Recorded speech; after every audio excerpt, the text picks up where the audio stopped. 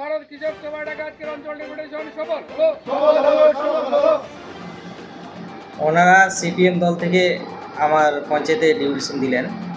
আবাস যোজনা, বিবি রামজি, কৃত্রিম গ্রান্টস এবং অন্নপূর্ণা এই ধরনের 10 দফা দাবি দিয়ে ওনারা আসছিলেন। ওনাদের সঙ্গে আমরা কথা বলে ওনারা জানিয়েছি আমরা যথেষ্ট চেষ্টা করব ওনাদের কাজ যাতে আমরা করে দিতে পারি।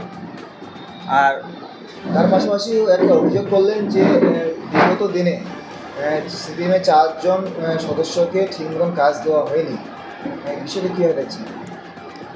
দেখুন, ওনারা বিগত দিনে তার আগে আপনার হচ্ছে আমাদের যখন পঞ্চায়েত বডি গঠন হয় সেই সময় ওনারা আমাদের সমর্থনে ছিলেন। ছিলেন ওই 4 জন মেম্বার।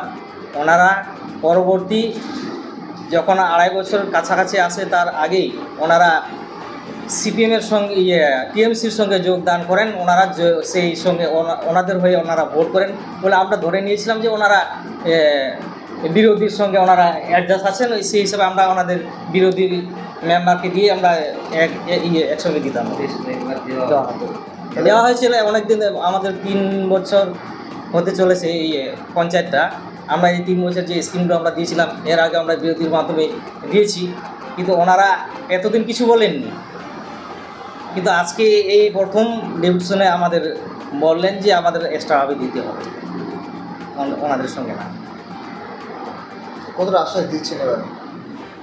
আমরা চেষ্টা করব ওনাদের দেওয়ার, যেহেতু ওনারা তো আর এমনিতে আসেননি, ওনারা জনগণের সমর্থনে আসছেন।